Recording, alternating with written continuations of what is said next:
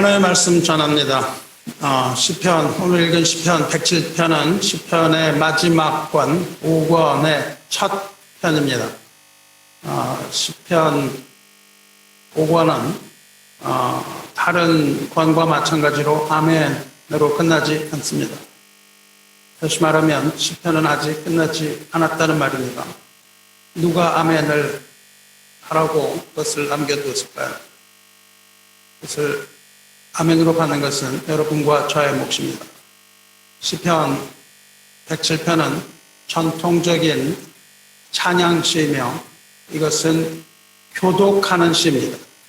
시편 107편을 보면 반복되는 구절이 있는데 그것이 바로 107편 8절입니다. 8절을 보시면 여호와의 인자하심과 인생에게 행하신 기적으로 말미암아 그를 찬송할지로다 하고 다시 반복합니다.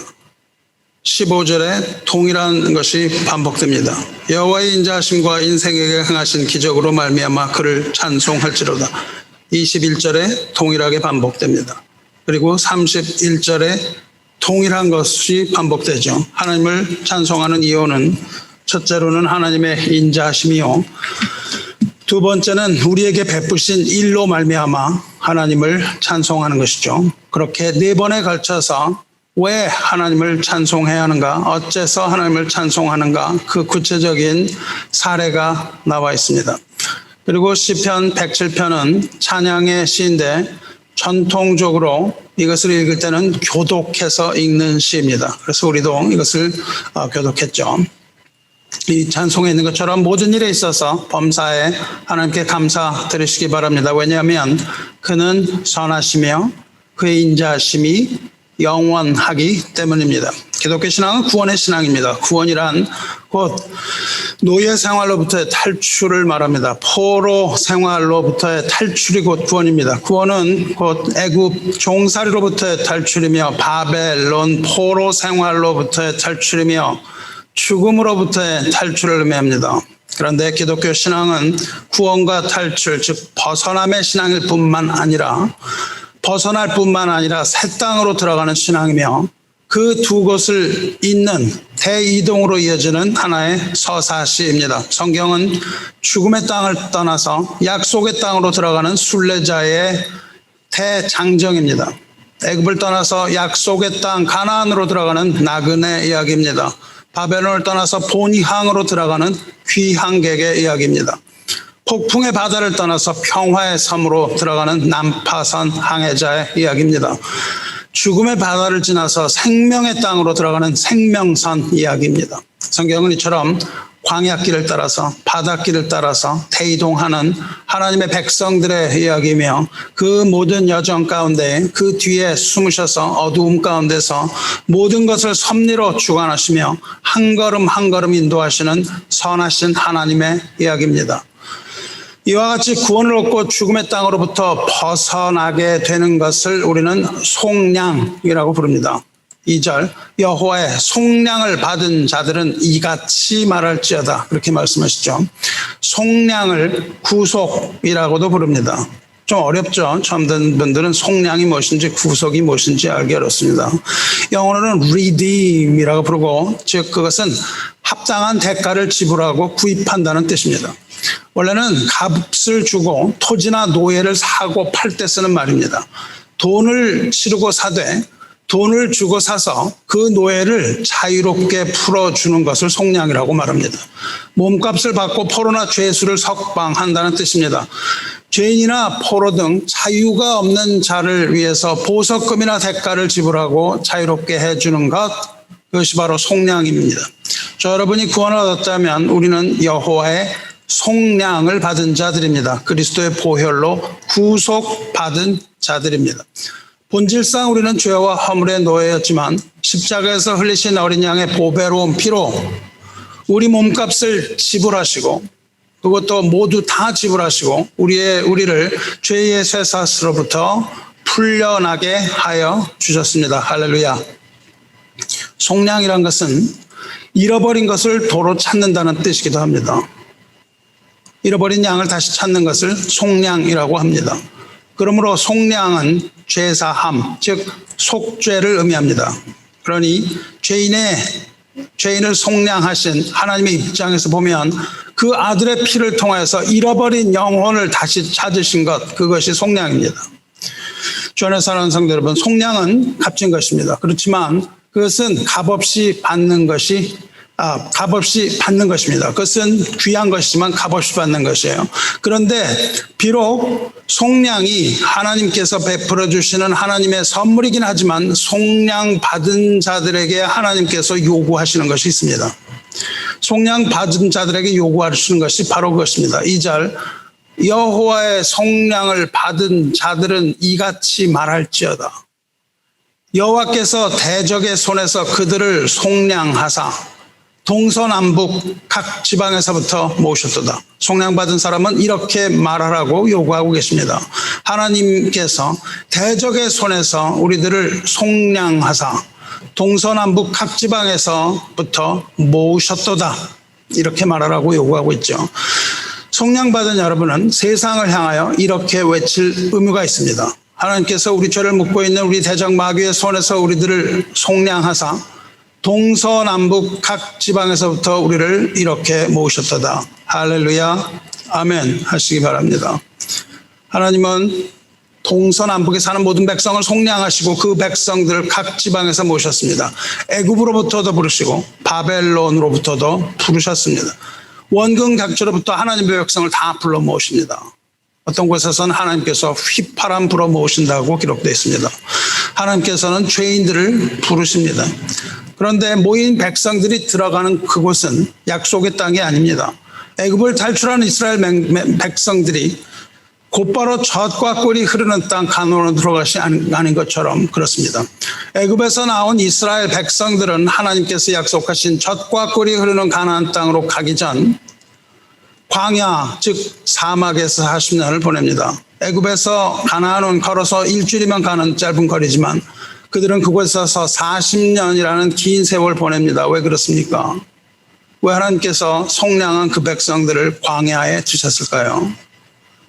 그렇게 하신 데는 여러 가지가 이유가 있지만 하나님께서 분명하게 말씀하신 것은 그들이 목이 곧은 백성이기 때문이라고 말씀하십니다.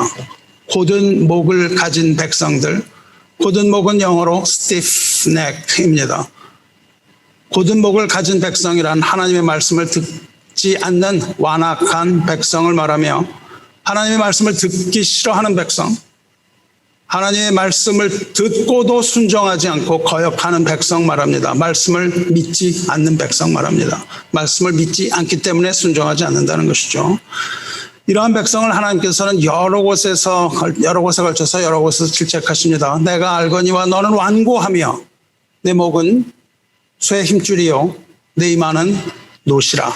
하나님은 목이 받은 백성을 광야에 두시고 그 곧은 목을 펴게 하십니다. 주 안에 사랑하는 형제자매 여러분, 여러분과 저는 하나님 앞에서 목이 곧은 백성이 아닙니까? 우리가 우리 스스로를 돌아보면 그렇게 고백할 수밖에 없습니다. 우리는 마치 벽에 대고 말을 하는 것처럼 하나님의 간곡한 말씀을 무시하고 불순종하기에 급하지 않습니까? 우리가 얼마나 목이 곧고 하나님 앞에서 교만하며 하나님 음성을 듣기 싫어하는지 역설할 필요가 없이 스스로를 돌아보면 잘 알 수 있을 겁니다. 그렇지만 하나님은 그렇지 않습니다. 선하시고 신실하신 하나님은 우리와 같이 이렇게 목이 곧은 백성을 사랑하셨습니다. 그리고 이마가 놋 같은 백성들을 불쌍히 여기셨습니다. 소힘줄 같은 이 백성에게 하나님은 자비를 베푸셔서 동서남북 원근 각처에서 우리의 이름을 부르십니다. 그리고 그리스도의 피로 속량하십니다. 그렇게 해서 자녀들을 구원하십니다. 하나님은 우리들을 부르셔서 구원하신다는 거예요. 그런데 그럼에도 불구하고 우리는 아직도 그 곧은 목을 펴지 못하고 이처럼 광야를 벗어나지 못하고 있습니다. 어쩌면 우리는 하나님의 나라에 들어가기 전까지 이 광야를 벗어나지 못할 것 같습니다. 하나님께서 우리를 대적의 손에서 이미 속량하셨지만 대적 원수 마귀의 목소리는 우리 주변을 맴돌면서 우리 귀 속에 달콤한 속삭임으로 들려옵니다. 광야에서 우리를 공경에 빠뜨리게 했던 그 목소리는 슬픔과 곤경과 역경과 재앙의 목소리입니다. 대적의 목소리입니다. 광야에서 우리를 붙드는 그 환청은 근심과 걱정과 고통과 슬픔과 아픔의 환청입니다. 어쩌면 우리 이렇게 광야를 벗어날 길을 찾아 헤매면서 맴돌고 있는 나그네 같을까요? 잠에서 깨어나 눈을 뜨고 볼 때 이렇게 아름다운 햇살로 가득하지만 영적인 입장에서 보면 어둠이 깔린 흑암의 세상입니다. 여기에는 길도 없는 뜨거운 사막입니다. 여기에는 마실 만한 시원한 물도 없고 먹을 양식도 풍족하지 않은 메마르고 황량한 곳입니다. 우리는 이 사막에서 길을 잃은 캐러밴 같은 존재입니다. 우리는 정처 없이 유랑하는 방랑자입니다. 우리는 자기 자신이 누구인지도 잘 모르고 어디서 왔는지도 전혀 모르고 어디로 가는지도 전혀 알지 못하는 무지하기가 그지없는 그런 자들입니다. 이 말에 반론을 제기할 수 있는 분은 손들고 대답해 보시기 바랍니다. 인생은 쉴 새 없이 휘몰아치는 폭풍의 바다와 같아서 곤고함의 파도가 끝없이 몰려옵니다. 파도 뒤에 또 다른 파도가 몰려오고 또 더 큰 파도가 몰려오는 거죠. 광야 사막길에서 방황하며 거주할 성읍을 찾지 못하고 있는 것이 우리 인생 아닙니까? 쉴 곳을 찾지 못하는 것이죠. 그들이 광야 사막길에서 방황하며 거주할 성읍을 찾지 못하고 줄이고 목이 말라 그들의 영혼이 그들 안에서 피곤하였도다. 먹을 양식 걱정과 마실 물이 없어서 목이 말라서 우리 인생은 그 안에서 피곤해지고 지칠 대로 지치는 겁니다. 우리 영혼이 안식할 곳은 도대체 어디에 있습니까? 이 땅에 우리가 안식할 곳이 어디 있나요? 여기서 피곤이라고 성경에 기록되어 있는데 피곤이란 말은 어둠이 내린다는 뜻입니다. 근심과 고통과 두려움으로 어둠의 그림자가 드리워진 상태를 말합니다. 빵이 없어서 줄이고 마실 물이 없어서 목말라서 모든 힘이 빠지고 고갈된 상태를 말합니다. 바닥이 난 거죠. 아무런 희망과 소망이 없는 그런 상태를 말합니다. 이런 상황에 빠진 사람이 할 수 있는 게 뭐가 있겠습니까? 광야길에서 헤매던 백성들이 더 이상 어떻게 할 바를 몰랐어요. 더 이상 갈 바를 모르고 헤맬 때에 그들이 할 수 있는 것은 아무것도 없었습니다. 근심에 휩싸인 연약한 백성들이 할 수 있는 유일한 행동은 오직 하나님을 향하여 부르짖는 것 외에는 없었습니다. 광야는 아주 위험한 곳입니다. 우리를 무기력하게 만드는 곳이에요. 언제나 우리를 죽음의 올무에 끌어들일 수 있는 그런 곳입니다. 한 발짝 잘못 디디면 죽을 수 있는 곳입니다. 하나님께서는 그렇게 위험한 곳에 하나님의 백성을 두셨습니다. 그것도 40년이나 두셨어요. 그 백성들은 무기력해져서 할 수 있는 것이 아무것도 없었습니다. 주 안에 사랑하는 여러분, 여러분이 많은 일을 이루었고 또 많은 일을 했는지 내가 알지 못합니다.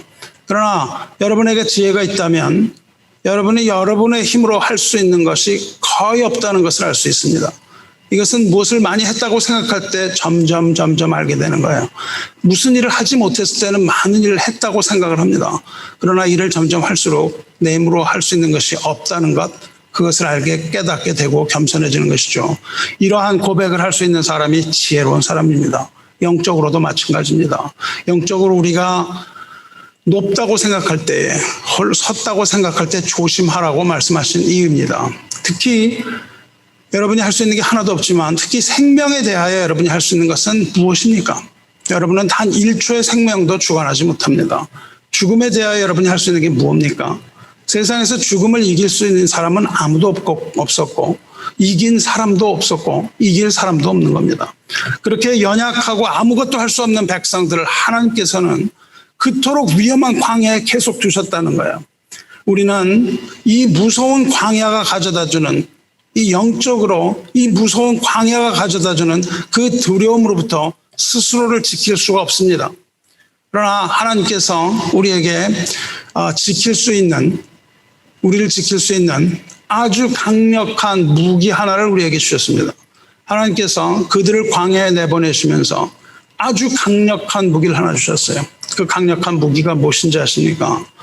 하나님께서 우리에게 주신 그 강력한 무기, 우리를 지킬 수 있는 무기는 바로 기도입니다.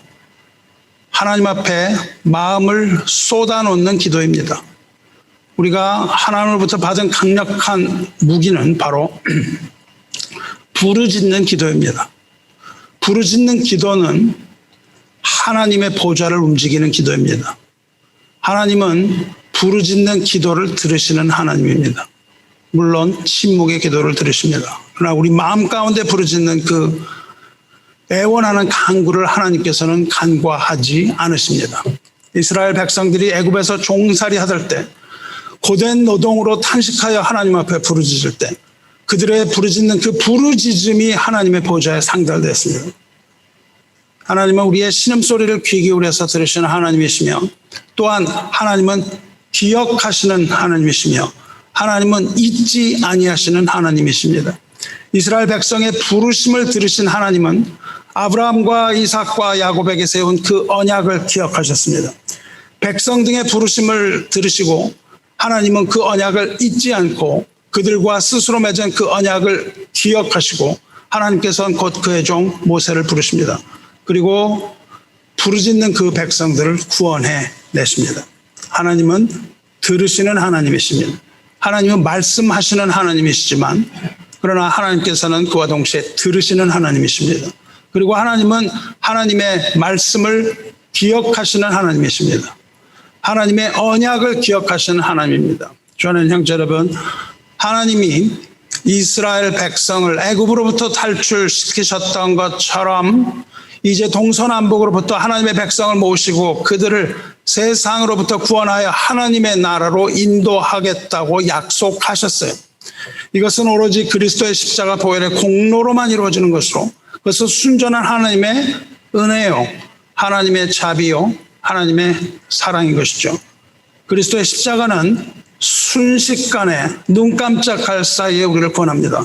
우리는 죄를 회개하고 마음으로 믿으며 입으로 시인하여 구원을 얻고 의롭다함을 얻습니다. 그러나 그럼에도 불구하고 우리는 아직도 목이 곧은 백성들입니다. 그 목이 완전히 풀어지지 않았다는 것이죠. 하나님은 목이 곧은 이 백성을 인도하여 하나님의 자녀로 만들어 가시고 아버지 아들로서 합당한 모습으로 변화시켜 가시는 겁니다. 우리는 동서남북 원근 각처에서 모인 하나님의 백성들입니다. 그리고 하나님께서 약속하신 약속의 땅, 하나님 나라에 들어온 사람들입니다. 그러나 그 나라에 들어가기 전 머무는 곳, 이 땅, 이 세상은 곧 우리들이 머무는 광야입니다.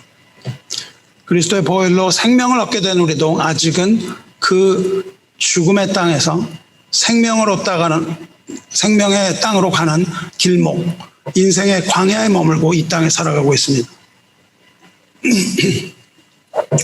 광야는 황무한 곳입니다. 물도 없고 먹을 것도 없는 사막과 같은 곳입니다. 길도 없는 곳입니다. 여러분이 갈 바를 압니까? 갈 바를 알지 못합니다. 그러나 그 백성이 갈급하고 두려워하여 근심 중에 부르짖을 때 하나님은 응답하셨습니다. 하나님은 백성의 부르짖는 소리를 들으시는 하나님이에요. 그 기도에 응답하시는 하나님입니다. 언약을 기억하고 지키시는 하나님, 우리 기도를 듣겠다고 약속하신 하나님은 우리의 기도 한마디 한마디가 들릴 때마다 그 약속을 기억하십니다. 여러분 그 약속을 붙들고 부르짖어 기도하시기 바랍니다. 하나님께서는 반드시 그 약속을 지킬 의무가 있습니다. 주안에서 함께하는 여러분, 여러분이 이 세상 살아가는 동안에 이처럼 공고하고 어려운 환난의 날이 있지 않습니까? 앞이 보이지 않고 길의 끝도 보이지 않으며 양옆도 막힌 그런 때 있지 않습니까? 그럴 때 우리는 어떻게 해야 됩니까? 곤고하고 근심 가운데 있는 날에는 하나님을 향하여 우리 마음 깊은 곳으로부터 부르짖어서 기도해야 됩니다. 6절 보시면 이에 그들이 근심 중에 여호와께 부르짖음에 그들의 고통에서 건지시고, 다른 게 아무것도 없습니다. 근심 중에 여호와께 부르짖음에 그들의 고통에서 건지시고, 즉각적인 응답이죠. 또 바른 길을 인도하사 거주할 성읍에 이르게 하셨도다. 하나님 부르짖는 기도 들으시죠. 근심 중에 여호와께 부르짖으면 그 고통에서 건지시고 바른 길로 인도한다고 약속하셨어요. 광야는 길도 없는 곳이지만 하나님은 광야에 길을 내시는 분입니다. 사막에 강을 내시는 분입니다. 그 백성이 고통 가운데서 부르짖으면 그 백성을 불쌍히 여기시는 인자하신 하나님께서는 곧바로 길을 뚫으시는 거예요. 길을 내셔서 거주할 성읍에 이르게 하신다는 겁니다. 바른 길을 인도하신다 그랬는데 바른 길이라는 건 지름길을 말합니다. 여태까지 돌던 길이 아니라 지름길을 말씀하시는 거예요. 우리가 힘들고 고난할 때 하나님을 향해서 부르짖으면 우리 마음 가운데 쉼을 주시고 곤고한 우리 영혼을 위로하여 주십니다. 광야는 위험한 곳입니다. 그렇지만 하나님의 보호 안에 있으면 거기보다 안전한 곳이 없습니다. 광야가 가장 안전한 곳일 수 있다는 거예요. 광야에 오아시스를 두셔서 하나님께서는 우리들로 하여금 마시고 먹고 쉬게 하십니다. 그리고 그 더위를 식히고 쉴 수 있게 해주십니다. 그것이 바로 하나님의 안식이요 평화입니다. 위험 가운데서 누리는 안식과 평화예요. 광야에서 벗어나기 위해서 이스라엘 백성이 한 일은 하나도 없습니다. 광야에서 벗어나게 되기까지 백성들이 한 일은 오직 근심에 쌓인 것뿐이었고 근심 가운데서 하나님을 향하여 부르짖은 것 외에는 아무것도 없습니다. 그 외에는 모두 하나님 보시기에 악한 일만 행했습니다. 그러나 구원받은 그들이 이제는 할 일이 있는 겁니다. 그것은 하나님을 찬송하는 일입니다. 입을 모아서 구원의 주 하나님을 찬송하는 겁니다. 왜냐하면 하나님께서 사모하는 영혼에게 만족을 주신다 그랬기 때문에 그리고 줄인 영혼에게 좋은 곳으로 채워주시기 때문에 그렇습니다. 그래서 구원받은 백성이 해야 할 일은 하나님을 찬양하는 거예요. 광야에서 지친 영혼은 말씀을 사모하는 영혼입니다. 사모한다는 말은 목마르다는 뜻이에요.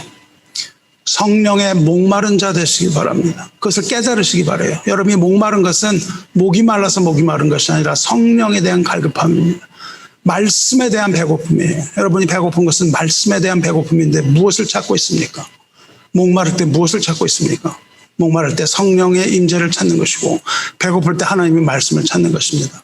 성령이 목마르고 말씀에 배고픈 그 영혼에게 하나님은 언제나 좋은 곳으로 채워준다고 말씀하셨어요. 그 좋은 곳은 바로 성령이라고 말씀하셨습니다. 그리고 또한 그 고통으로부터 즉각 구원해 주겠다고 약속하셨습니다. 피곤한 심령을 상쾌하게 하며 연약한 심령을 만족하게 해주겠다고 약속하셨으므로 우리가 고통 가운데 있다 할지라도 부르짖으면 우리의 기도를 들으시고 그 언약을 기억하사 고통에서 구원하시는 겁니다. 구원받은 백성이 할 것은 감사입니다. 감사와 찬송이에요. 여호와께 감사하라. 그는 선하시며 그 인자하심이 영원함이로다. 찬양하는 것이죠. 주 안에 사는 성도 여러분, 여러분 인생의 앞길에 공고함과 두려움과 타는 듯한 갈증과 목마름과 배고픔과 좌절이 있습니까? 또 무엇을 어떻게 해야 할지 모르는 그런 캄캄한 흑암 가운데 있습니까? 그렇다면 문제를 풀려고 하기 전에 먼저 하나님 앞에 문제를 들고 나와야 합니다. 하나님을 인정해야 돼요. 하나님의 아버지됨을 인정하는 것이 먼저입니다.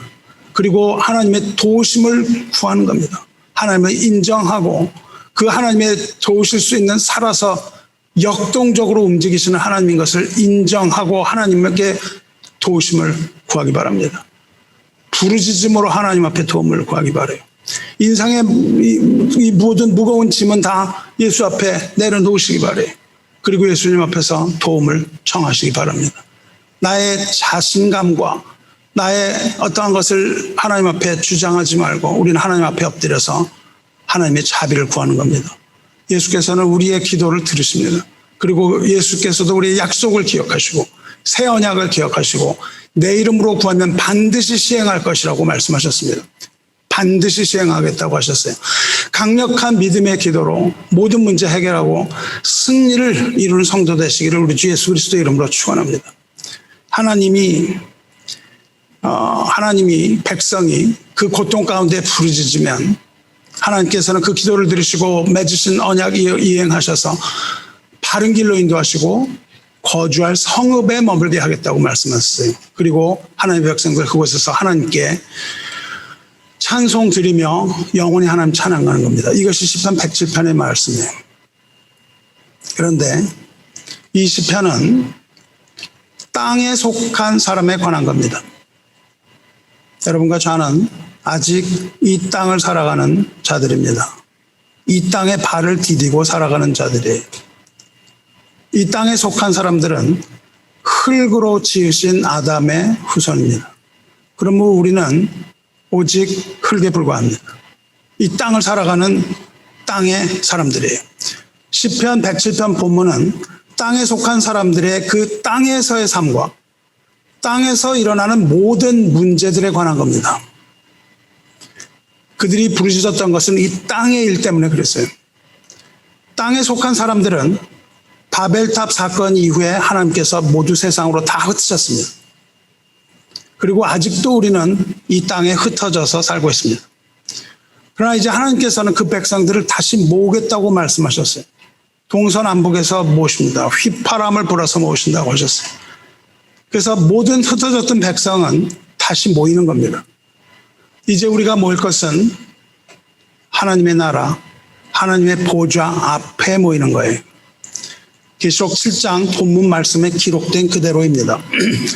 계시록 7장은 각 나라에서 온 무리들, 구속받은 성도들, 그리고 그들이 받을 복에 대한 계시입니다.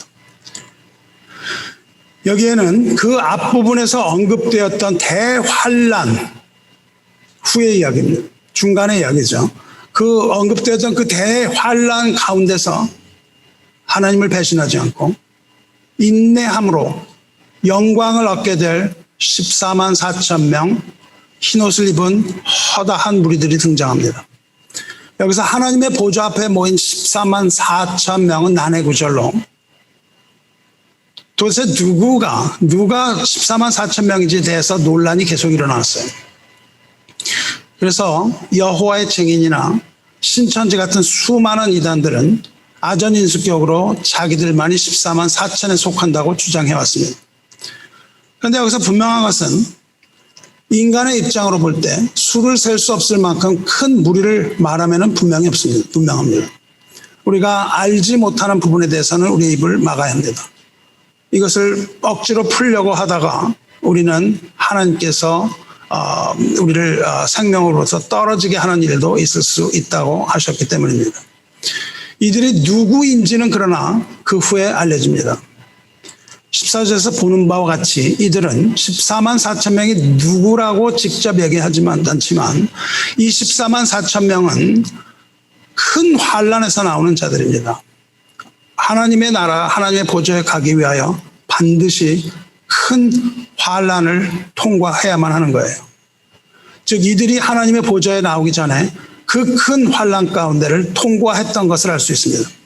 즉 흰옷을 입은 무리는 하나님의 인치심을 받은 14만 4천 명으로 대환란을 통하여서 승리를 얻고 하나님의 보좌 앞에 모인 상태인 것을 알 수 있는 거예요. 이 무리가 바로 교회인 것은 두말할 나위가 없습니다. 그리고 흰옷 입은 무리는 대환란을 통과한 성도라고 말씀드렸습니다.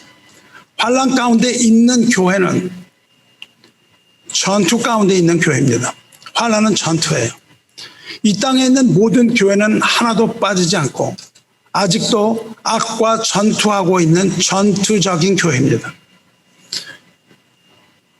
그러나 이 하나님 앞에 보좌 앞에 모이는 흰옷 입은 무리는 이미 승리를 얻은 승리의 교회입니다. 전투적인 교회가 승리를 얻어서 승리의 교회가 되는 것이죠. 전투적 교회는 전투에서 승리하고 하나님의 보좌 앞에 모이는 겁니다. 왜냐하면 하나님께서 부르셨기 때문입니다. 흰옷 입은 무리, 능히 셀 수 없는 이 무리는 하나님의 인치심을 받아서 어떠한 환난을 당하더라도 능히 생명을 뺏기지 않고 악이 건드리지 못하는 새로운 삶을 부여받은 하나님의 성도들입니다. 그들은 흰옷을 입고 하나님의 보좌 앞에 모입니다. 흰옷은 무엇을 의미합니까? 흰옷은 성경에서 언제나 두 가지를 의미합니다. 첫째로 흰옷은 순결을 의미합니다. 과거의 죄와 더러움, 그리고 오염된 현재의 죄, 또 미래에도 우리를 공격하는 그 모든 죄로부터의 깨끗함, 정결함을 말합니다. 신부의 흰옷이 순결을 의미하는 것처럼 흰옷은 순결을 의미하고 흰옷 입은 교회는 순결한 그리스도의 신부임을 말하는 겁니다. 둘째로 흰옷은 승리를 말합니다. 악의 모든 권세를 격파하고 제압하는 승리를 말합니다. 영적인 전투에서 승리를 이루는 것을 말합니다. 그러니까 여기서 흰옷을 입었다는 것은 영적인 전투를 하는 순결한 그리스도의 신부를 말하는 거예요. 영적인 전투를 이긴 순결한 그리스도의 신부. 순결하다는 것은 마귀에게 무릎 꿇지 않았음을 말하는 거예요. 그래서 순결하다는 것은 마귀와의 대접전에서 승리한 것을 의미하기도 합니다. 그러니까 반드시 여기에는 전투적인 모양과 또한 결혼식의 모양, 이 두 가지가 함께 섞여 있는 겁니다. 그런데 왜 이들이 어떻게 이들이 흰옷을 입게 되었는가가 나와 있습니다. 14절을 보면 그들이 흰옷을 입은 것은 그들이 어린 양의 피에 그 옷을 씻었기 때문입니다. 그 옷이 원래 흰옷이 아니고 그 옷은 어린 양의 피에 씻은 옷이기 때문에 그래요. 그 옷을 씻었다는 것은 그 죄를 씻었다는 것을 말하며 죄를 씻을 수 있는 것, 죄를 없앨 수 있는 것, 그것을 양털과 같이 희게 할 수 있는 것은 오직 어린 양 예수 그리스도의 피 외에는 없습니다. 오직 어린 양의 피만이 인간의 영혼을 하나님 보시기에 깨끗하고 정결하게 할 수 있는 겁니다. 예수 그리스도의 하나님의 아들 예수 그리스도 어린 양의 피 외에 다른 피는 깨끗하게 하는 것이 아니라 오히려 죄를 얼룩지게 할 뿐입니다. 피 흘림이라는 것은 죽음을 말합니다. 그런데 피라는 것은 죽음을 말하기도 하지만 피는 생명을 의미합니다. 피가 없이는 살아갈 수 없기 때문에 그래요. 피를 흘린다는 것은 죽음을 의미합니다. 죽음이라는 것은 생명을 흘리는 것이죠. 하나님께서는 어린 양의 죽음의 피로서 우리의 생명을 사시고 속량이라고 말했습니다. 구속하셨습니다. 어린 양의 피의 대가로 우리는 흰옷을 입을 수 있으며 하나님의 보좌 앞에 나갈 수 있는 겁니다. 어린 양의 피는 이미 뿌려졌습니다. 하지만 흰옷을 입은 자들은 어린 양의 피에 더러운 옷을 빤 사람들입니다. 이것은 어린 양의 피뿌림을 믿는 믿음에서 한 걸음 더 나아가서 하나님의 어린 양 예수 그리스도를 따르는 성도들의 충성된 삶의 증거를 말하고 있는 겁니다. 그것으로 우리는 옷을 빨아야 하는 것이죠. 흰옷 입은 자들은 예수를 그리스도라고 고백할 뿐만 아니라 이 대환란 기간 동안에 온갖 박해와 고난 가운데서도 우리들의 삶을 통해서 하나님에 대한 믿음과 충성을 지키고 증거한 자들인 겁니다. 우리도 하나님을 구주로 고백하는 믿음뿐만 아니라 더 나아가서 우리를 하나님께 드려야 합니다. 우리가 가진 것을 하나님께 드리는 것이 아니라 우리를 하나님께 드려야 되는 거예요. 우리의 모든 삶을 하나님 앞에 드림으로 매일매일 우리의 삶이 하나님 앞에 드려지는 그러한 거룩한 산 제물이 되는 삶을 살아야 되지 않겠습니까? 이 마지막 날 이 땅을 살아가면서 승리하는 이 백성, 하나님의 백성들에게는 그 환란이 있지만 그들에게는 흰옷을 빤 그들에게는 어린 양의 피로 옷을 빤 그들에게는 하나님의 보좌 앞에 선 그들에게는 수많은 특권이 부여됩니다. 그것이 바로 오늘 읽은 계시록에 쭉 열거된 거예요. 첫 번째 내리는 특권은 하나님의 보좌 앞에 설 수 있는 특권입니다. 어린 양의 피로 순결하게 되어 있기 때문에 거룩하신 하나님 앞에 하나님께서 온전히 받으시고 우리는 두려움 없이 담대함으로 그 앞에 설 수 있는 겁니다. 우리에게 주어지는 두 번째 특권은 성전에서 밤낮 하나님을 섬길 수 있는 특권입니다. 쉬지 않고 하나님께 예배드리는 기쁨이 주어지는 거예요. 우리의 예배는 하나님 앞에 드리는 기쁨입니다. 하나님 앞에 드리는 기쁨 없이 하나님께서는 그 예배를 받지 않겠다고 하셨어요. 누가 저 문을 닫아주면 좋겠다고 말씀하셨어요. 그저 아무 감흥도 없이 왔다 갔다 하는 이러한 신앙, 그저 우리가 마당만 밟고 가는 신앙이라고 말씀하셨습니다. 누가 너에게 재물을 가져오라 그랬느냐고 하나님 야단치십니다. 누가 아무런 마음도 없이 그저 내 앞에 오라고 했는가? 그것은 가증한 것이라고 말씀하셨습니다. 이들은 성전에서 밤낮 하나님을 섬길 수 있는 특권을 가진 자들입니다. 우리도 쉬지 않고 하나님께 예배드리는 특권을 가진 자들입니다. 예배드리는 기쁨이 주어진 자들입니다. 또 세 번째로 주어진 특권은 하나님께서 함께 하시는 축복입니다. 하나님께서 장막을 치시고 영원히 함께 하겠다고 말씀하셨어요. 또 주어지는 특권은 세상의 모든 것들로부터 자유를 얻게 되는 거예요. 우리를 어렵게 하는 그 모든 것들, 질병으로부터 자유를 얻는 겁니다. 목마름으로부터 시원하게 되는 겁니다. 배고픔이 사라지는 겁니다. 괴로움이 사라지는 거예요. 슬픔의 눈물로부터 우리는 완전한 자유를 얻는 겁니다. 우리는 온전한 만족을 얻게 되는 거예요. 우리가 만족을 얻을 수 있는 것은 우리가 하나님을 얻기 때문에 그렇습니다. 우리는 이 세상이 주는 어떤 것으로도, 아무리 귀한 것으로도 우리는 만족을 얻을 수가 없어요. 우리가 만족을 얻을 수 있는 것은 오직 하나님밖에 없습니다. 우리가 그렇게 창조되었기 때문에 그렇습니다. 우리는 온전한 만족을 얻고 온전한 안전을 누리게 되는 것, 그것이 특권입니다. 그리고 마지막으로 다섯 번째 누리는 특권은 생명수샘으로 인도되는 특권입니다. 어린 양이 직접 목자가 되어서 이 광야에서 인도하여 주실 것이기 때문에 그렇습니다. 그 생명수샘으로 인도된 모든 백성들의 눈에서 눈물을 씻겨 주겠다고 말씀하셨습니다. 모든 눈에서 눈물을 씻기고 하늘의 기쁨을 주실 것입니다. 하나님께서는 이 땅의 이 광야에서 환난을 거쳐가는 백성을 돌아보십니다. 동서남북 각 지방에서부터 그 백성 모으십니다. 우리가 광야 사막길에서 방황하며 거주할 성읍을 이 땅에서 찾지 못하고 줄이고 목이 말라 우리 영혼이 그 안에서 피곤할 때 근심 중에 여호와 앞에 부르짖으면 우리를 고통으로부터 건지시고 바른 길로 인도하셔서 거주할 성읍에 인도하십니다. 예수 믿는 우리가 거주할 그 성읍이 어디입니까? 이 땅에 있는 손으로 지은 성읍이 아니라 손으로 짓지 않은 하나님의 성읍, 하나님의 도성입니다. 이제 곧 그리스도께서 다시 오실 겁니다.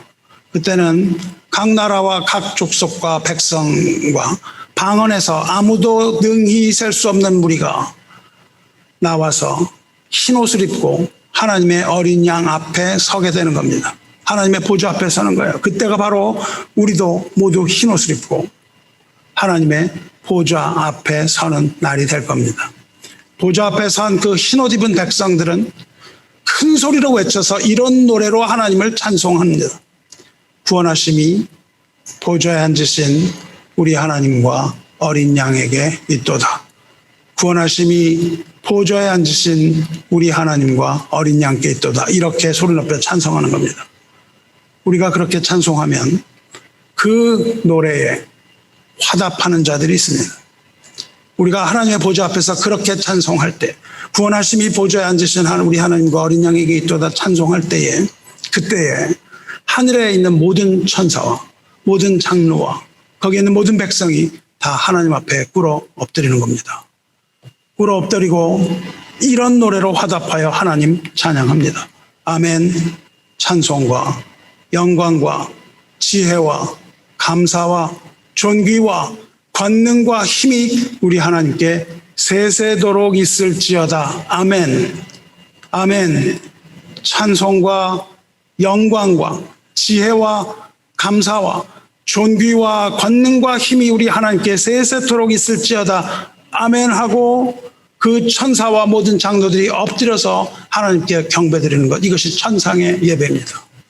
우리는 그 예배를 연습해야 됩니다. 그때 우리가 무엇을 해야 할지 모르고 있지 않도록 우리는 하나님 앞에서 무엇하고 우리가 해야 됩니까? 그때 우리는 입을 열어서 구원하시니 보좌에 앉으신 우리 하나님과 어린 양에게 있도다 찬송할 수 있어야 되는 것이죠.